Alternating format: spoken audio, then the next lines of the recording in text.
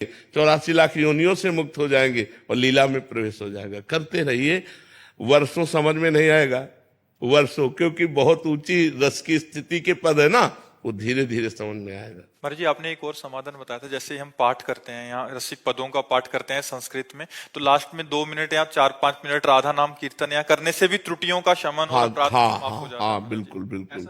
यद अक्षरम पदम भ्रष्टम मात्राहीनम च यद भवेत, यदि अक्षर में, मात्रा में, पद में जो त्रुटि हो गई, नाम संकीर्तन करते ही उसकी पूर्ति हो जाती है। तो हम हर पाठ के बाद 2-4 बार तो नाम संकीर्तन करें हैं, जय जय राधा वल्लभ श्री हरिवंश श्री वृंदावन श्री वंचन। प्रबोध जी।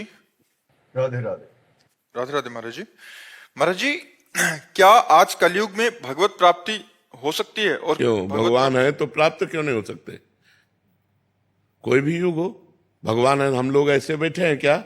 पूरा जीवन ऐसे व्यतीत हो गया क्या? मजाक में जीवन व्यतीत होता है क्या? मजाक से काम क्रोधों को जीता जा सकता है क्या? हृदय में आनंद ना हो तो विषयों पर विजय ऐसे प्राप्त की जा सकती है? माँ बाप, पत्नी, पुत्र, परिवार, इसी में तो पूरा जीवन पचड़े में जो फंसाए हुए हैं, और पूरा जीवन अकेले व्यतीत, क्या ऐसे हो गया? ऐसे हो जाएगा? पर वो नेत्र चाहिए, वो भाव चाहिए, वो विरह चाहिए, वो जलन चाहिए, वो भूख चाहिए, जिसमें भगवान मिले। तो भगवान ऐसे मिलते हैं जैसे तुम और हम। ये केवल कहने सुनने की बातें नहीं है, जाने मोरी छाती।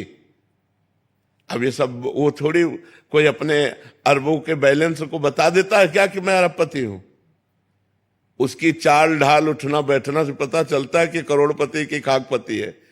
अपने आप अगर तुम्हारी दृष्टि है तो पहचान सकते हो। भगवान जब है तो मिल क्यों नहीं सकते?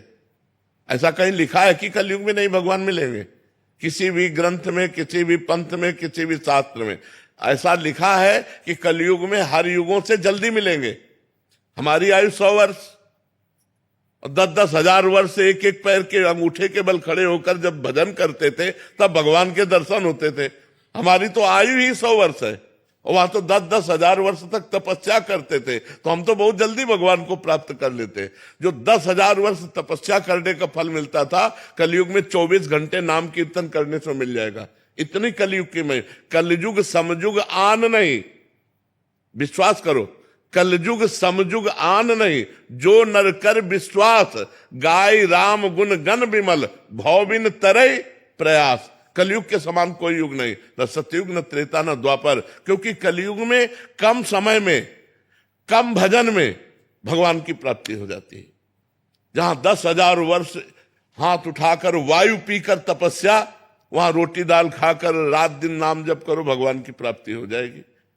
बिना भगवान की प्राप्ति के जो संत महात्मा जन है, जो सतमार्ग के पथिक है, वो ऐसे जी रहे हैं क्या?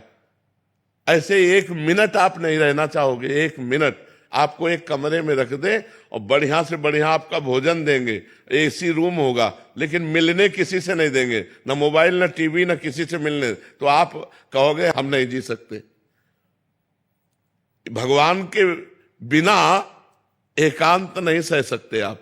एकांत सबसे बड़ी सजा है, और अगर भगवान से चित्त जुड़ा है तो एकांत सबसे बड़ा आनंद है। समाज से एकांत की तरफ मन भागता है जिसका मन भगवान से जुड़ने लगता है। तो आप सोचो, आप लोगों ने पूरा जीवन व्यतीत किया, कैसे ऐसा हो सकता है कि भगवान ने मिले, हम चैन से मुस्कुरा रहे हैं?